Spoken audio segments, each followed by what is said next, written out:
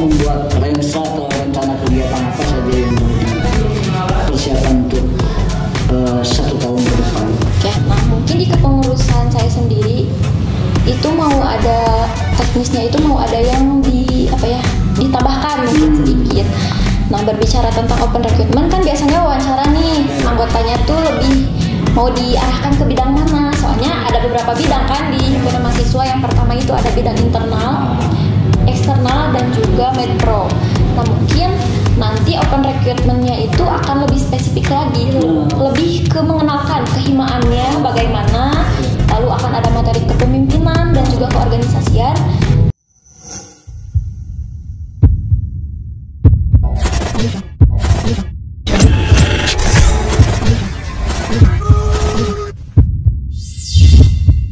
Berapa jumlah anggota himpunan mahasiswa? Okay. Dari mana saja? Dari mana saja. Kalau yang terdaftar itu untuk pengurusnya, untuk pengurus itu ada 20 orang. Multi kampus dan multi jurusan. Ada yang dari Uninus, ada yang dari UIN, ada yang dari UMB, kebangsaan, terus ada yang dari Raista di mana? Polban, ada yang dari UPI, terus yang di UGM, bukan UIN Yogyakarta. Ada juga ya. Mungkin dominan lebih ke banyaknya yang di Bandung. Kalau anggota itu kebetulan belum di follow up lagi untuk anggota, tapi untuk kepengurusan di follow up atau di update? Di follow up lagi. Ya, nanti mungkin lebih di ini lagi. Nah, untuk kepengurusan mungkin segitu, karena kan memang ada beberapa spesifik anggota ya. Ada yang mungkin memang anggotanya anggota penggerak, dan juga memang anggota yang mungkin ketika ada kegiatan ya ikut gitu, partisipan gitu. Mungkin ya segitu. Nah, program tadi saya belum begitu menangkap ya, karena Expo itu jadi program unggulan. Ya. Nah, sekarang apa nih yang 2000 sekarang kan tadi ada 3 nih ya. Internal, eksternal, sama menpro media propaganda. Nah, saya pengen ini aja supaya kawan-kawan yang nanti dari calon-calon hima supaya tahu kegiatan internal dan tujuannya hima ini mau kemana dan sebagainya. Nah, sebelum lebih panjang tadi bahwa Expo itu menjadi program intinya itu. Nah, itu didudukan di mana? Apakah didudukan di departemen atau departemen? Di departemen internal atau di departemen eksternal atau di menpro? Nah, untuk Hima Expo itu sendiri digarapnya oleh bidang eksternal. Ya, karena lebih menyangkut ke orang-orang di luar himpunan mahasiswa seperti itu. Nah, untuk melanjutkan mungkinnya yang tadi karena sudah open recruitment, lalu sudah ada upgrading nih, sudah di-upgrade, mungkin lebih ke bagaimana mungkin tugas-tugasnya daripada pengurus dari bidang internal, garapannya apa saja, eksternal apa saja, dan menpro apa saja. Nanti kita akan ada langsung lebih ke merancang program kerjanya nih. Karena program kerja ini tuh lebih ke mau merekatkan dulu internalnya, lebih ke kapasitasnya, seperti mungkin nanti kita memupuk di pelatihannya. Baik itu pelatihan mungkin MC kan, jadi lebih mengasah skill daripada anggota gitu. MC ke saya aja. Seperti itu.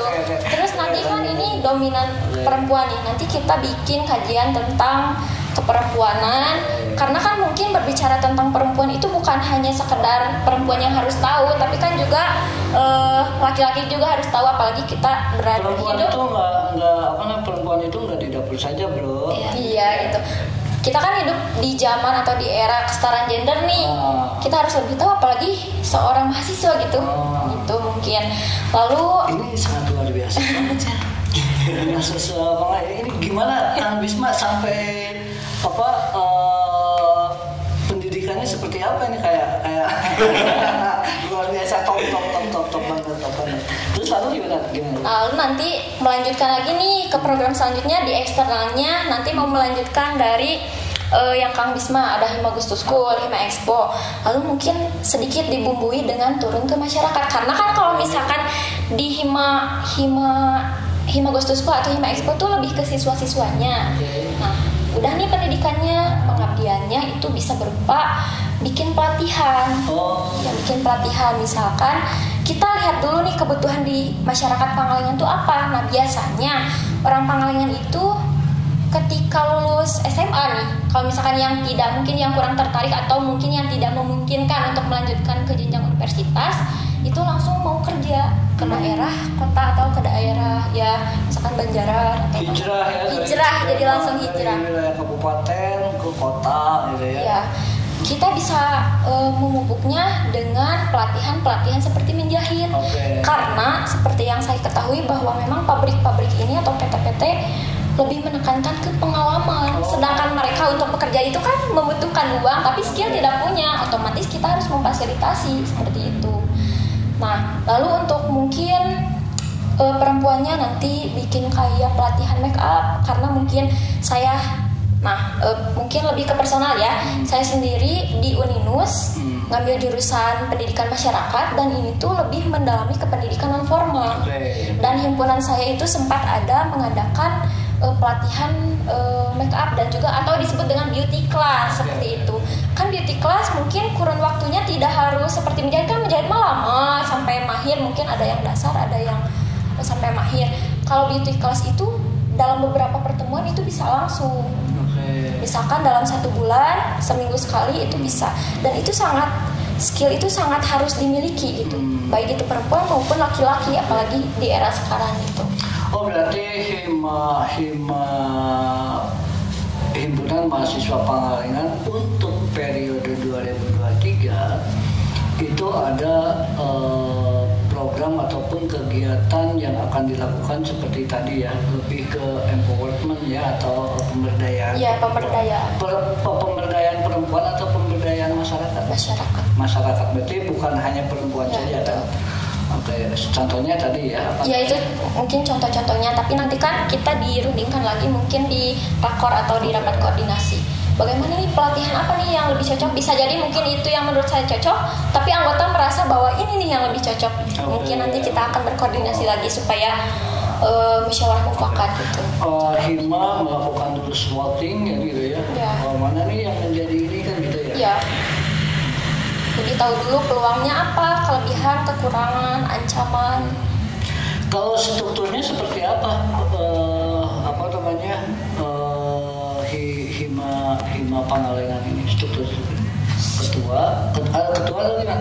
Mandataris, terus di bawahnya sekretaris, bendahara, ketua departemen internal, tiga departemen.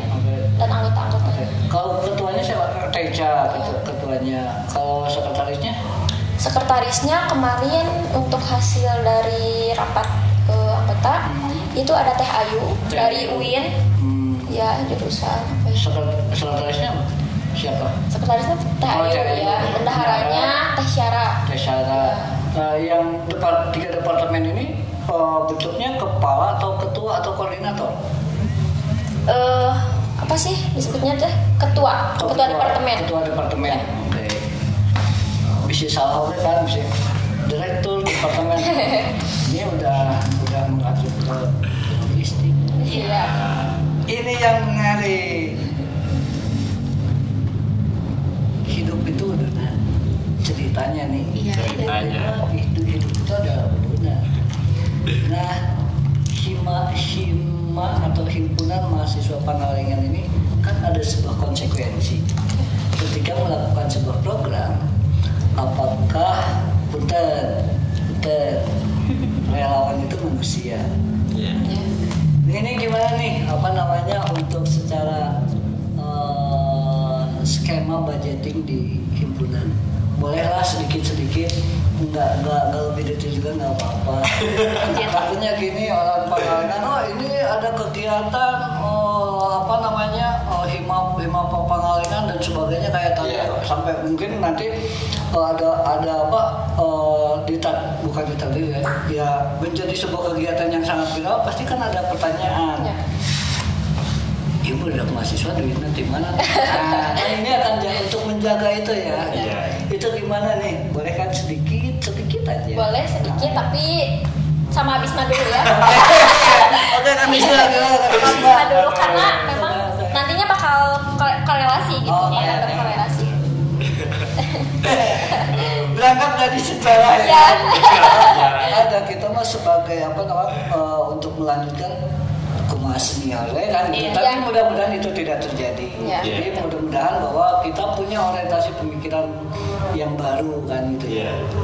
Gimana Kang Wisma dengan kondisi bolehlah sedikit aja karena kita tidak apa namanya takutnya gini ya apa namanya ini menjadi sebuah apa namanya klarifikasi aja yang kayak tadi apa takutnya ada beberapa masyarakat ataupun lembaga-lembaga lain yang menanyakan hal seperti itu. Itu pertanyaan yang wajar dan juga dijawab harus ya sewajarnya saja. Itu gimana Kang Wisma?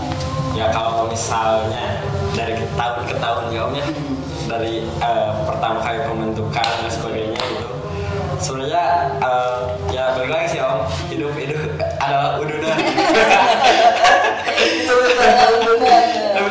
Benar. Jadi dari tahun ke tahun. Tapi bukan stagnya lembaga. Ya, jadi kayak dari tahun ke tahun tuh alhamdulillah gitu ya. Himpunan mahasiswa Pangalengan tuh karena dari berbagai macam apa sih namanya multi kampus, terus multi jurusan juga gitu dan multi daerah gitu.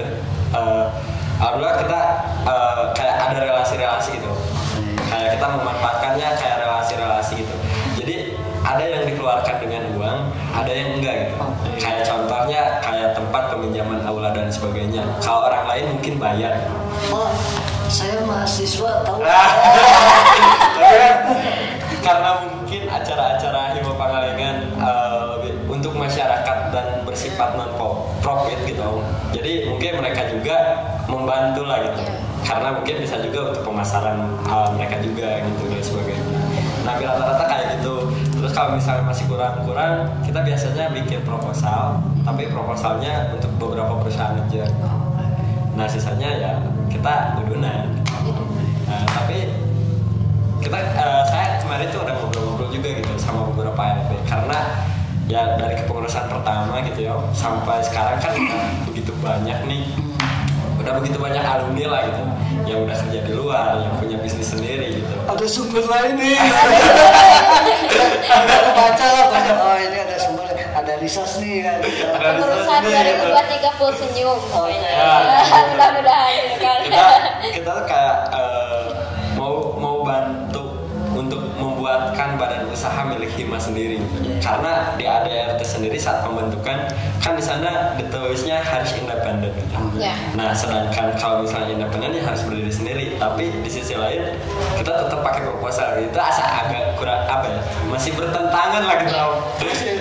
Sangatnya iya gitu. Butuh. Tapi di sisi lain butuh gitu. Nah, akhirnya para ALB tuh saya sih inisiasinya gitu. Saya mengajukan lah ke founder dan founder alhamdulillah gitu menyetujui gitu. Asal gue gitu. Tapi terserah kembali lagi ke BPP sekarang gitu. Nah akhirnya saya ngobrol juga ke BPP. Nah dari BPP di ACC ya tinggal saya ngobrol juga ke ALB yang lain juga. Kemudian dirapatin sama pengurus sekarang. Ini kan mungkin ini pertanyaan terakhir ya. Dua terakhir lah. Boleh. Apa namanya tadi kan di masyarakat khususnya yang Pangalengan ya apakah itu dari orang tua atau anak muda sekolah dan sebagainya di sisi lain ada nggak support dari atau kegiatan Hima ini disupport dengan ya lembaga-lembaga lain maksud support itu bukan finansial saja ya tapi apa ya komunikasi inilah di dua arah itu ada nggak lembaga-lembaga yang kalau sejauh ini sih dari kepengurusan saya supaya kayak lembaga dari inisiatif kita kan dibantu dengan apa ya? Siapa ya? Dengan upgradingnya gitu namanya, dari upgrading dan semenjak kepengurusan saya kan waktu itu kemudian dari KPPS. Nah dari KPPS emang terjalin dari dulu gitu, dari dulu kayak peminjaman aula dan sebagainya gitu, bahkan Fisik ya, lebih ke lebih ke fisik. Nah tapi kemarin juga kan karena Pangalengan dilanda sama wabah PMK gitu. PMK. Penyakit mulut dan kaki Hewan untuk ya? sapi, Iya, untuk sapi. Nah di situ kan Hima juga ikut membantu lah gitu dalam vaksinnya gitu, vaksin sapi-sapinya gitu. Karena di Pangalengan banyak peternak yang ini ya. Ya, jadi simbiosis mutualisme ya. Jadi sih kita ya simbiosis lah gitu. Dan ya Hima sendiri kan karena itu mah untuk masyarakat lah gitu. Kenapa enggak gitu? Maka itu mungkin lebih urgent sih. Ini apa namanya? Ini yang terakhir. Boleh. Saya tidak akan menanyakan, tapi boleh nggak penonton atau pemirsa ATV dan masyarakat khususnya Pangalengan dan para calon, tapi udah lewat ya, calon mahasiswa ya. Ini nih sampaian dari mandataris ke publik nih. Apa nih? Karena kemarin pasti ada kan, apa namanya, ketika dipilih menjadi mandataris pasti ada pidato politik. Nah ini apa nih? Ayo. Gimana Teh Ica? Ini pesan-pesannya apa dari kawan-kawan Hima Pangalengan ini ke apa namanya? Ya mungkin generasi penerus untuk apa membangun bangsa dan negara ini. Itu gimana? Intinya jangan lupa pulang sih, soalnya karena emang banyak banget gitu. Ibu aku pulang. Ya, jangan lupa pulang karena seperti yang kita ketahui bahwa memang masyarakat Pangalengan ini sangat banyak orang-orang yang berpotensi gitu kan. Berbicara tentang lapisan masyarakat kan pasti sudah sangat berkembang gitu. Ada yang lapisannya sudah menengah ke atas gitu. Dan mungkin memang cara kita memberdayakan dan juga membangun masyarakat Pangalengan itu tidak hanya tugas konteks komunikasi ya. Ya, bukan hanya tugas dari satu lembaga atau misalkan pemerintahan dari kecamatan, tapi kan ini tugas dari kita semua nih sebagai masyarakat juga, apalagi himpunan mahasiswa sebagai mahasiswanya yang mungkin dinilai masyarakat itu kan orang-orang yang maha gitu kan. Segalanya hoax. Yes, segalanya hoax gitu. Oh iya, udah mahasiswa pasti segalanya hoax. Ada kan misalkan mahasiswa yang mungkin mengenyam pendidikannya di luar Pangalengan sangat banyak gitu. Ada yang dari Yogyakarta kan, tadi juga dari Bandung gitu. Jangan lupa pulang gitu ke Pangalengan karena kalau misalkan bukan sama kita, sama siapa lagi gitu. Ini tuh PR kita banget gitu. Yang mana mungkin masyarakat itu sebetulnya punya potensi tapi belum kelihatan dan belum digali. Oleh karena itu inilah caranya, mungkin salah satunya yaitu dengan cara pemberdayaan itu sendiri. Mungkin bisa melalui himpunan mahasiswa atau mungkin bisa melalui organisasi-organisasi lain, mungkin bisa jadi.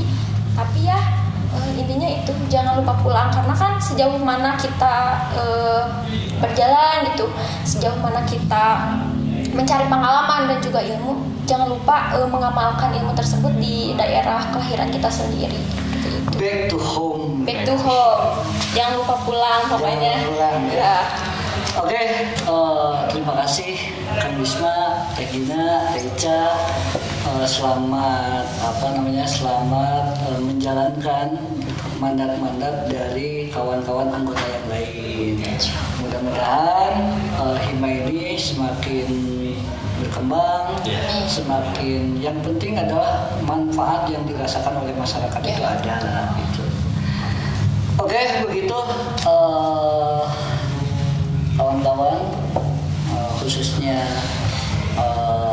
yang di luar sana, masyarakat Pangalengan yang siap-siap untuk tahun depan menyekolahkan ya atau mengkuliahkan anaknya, bisa komunikasi dengan kawan-kawan dari Hima sendiri. Terima kasih. Wassalamualaikum warahmatullahi wabarakatuh. Waalaikumsalam. Thank you.